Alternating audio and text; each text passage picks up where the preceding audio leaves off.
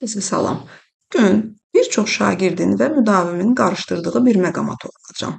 Boyalı və boyaq sözlərinin eyni köklü sözlər cərgəsinə aid olub-olmaması haqda, yəni bu sözlərin kökünün hansı nitq hissələri olduğu haqda məlumat verəcəm. Boyalı sözünün kökü boya ismi, l üstü 4 isə isimlərdən ya isim, ya sifət yaradan bir şəkilçidir. Bir-iki nümunə verək. Yağlı, duzlu, məktəbli. Burada l üstü 4, yəni l-li, lu-lu şəkilçisi.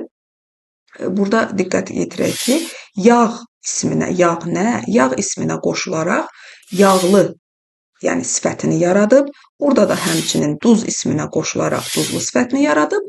Burada isə məktəb isminə qoşularaq məktəbli ismini yaradıb.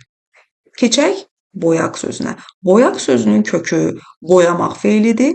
Çünki aq-əq şəkilçisi feillərdən isim yaradan bir şəkilçidir. Başqa bir nümunə üzərindən bunu izah verim. Məsəl üçün, sancaq. Sancaq sözünün kökü sancmaq feili, aq-əq isə feillərə qoşularaq isim yaradan şəkilçidir. Sadəcə bu boyaq sözündə aq-əq şəkilçisi öz saitini itirib.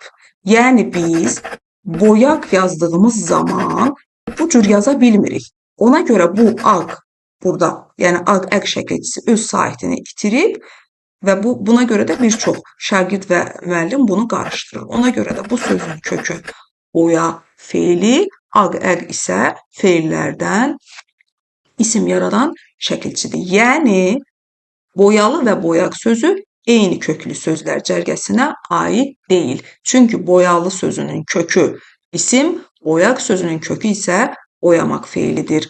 Kanalıma abunə olub paylaşmağı unutmayın, bəyənməyi unutmayın. Sağ olun, hələlik.